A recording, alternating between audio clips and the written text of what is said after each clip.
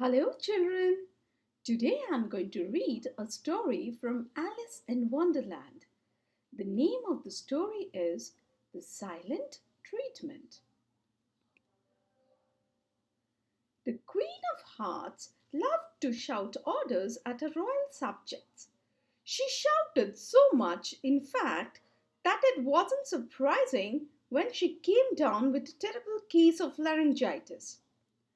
There, said her husband, the king. Rest your voice.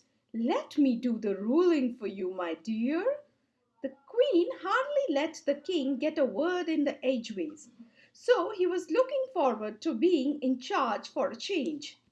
As they strolled through the royal garden, the queen noticed that the fence was painted pink instead of required red.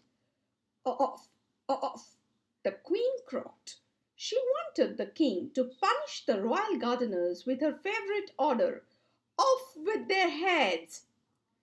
Instead, the king said, the queen decrees that you may have the day off. The gardeners cheered as the steam escaped from Queen's ear. You must relax, sweetheart, the king warned her, or you simply won't get well. Soon the couple paused to a game of croquet. The queen hit the hedgehog's ball with the flamingo mallet, and the hedgehog rolled willy-nilly across the lawn. The playing card wickets knew better than to let the queen make a bad shot. They jumped all over the grass, make sure the ball passed underneath them.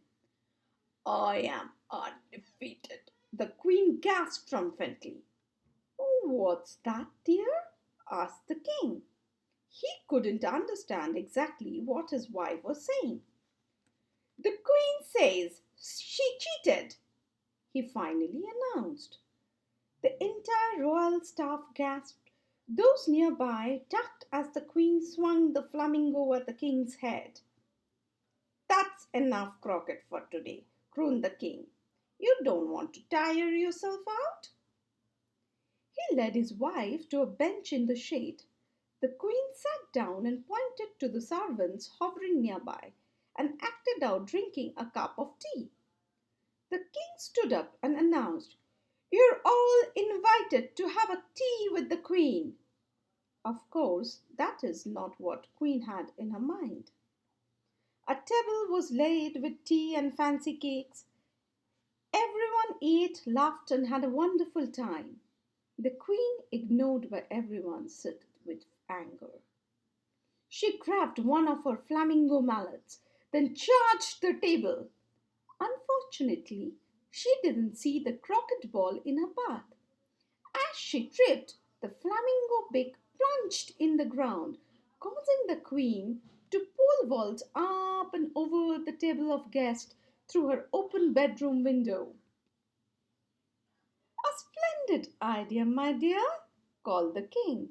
A nap will do you good. The end.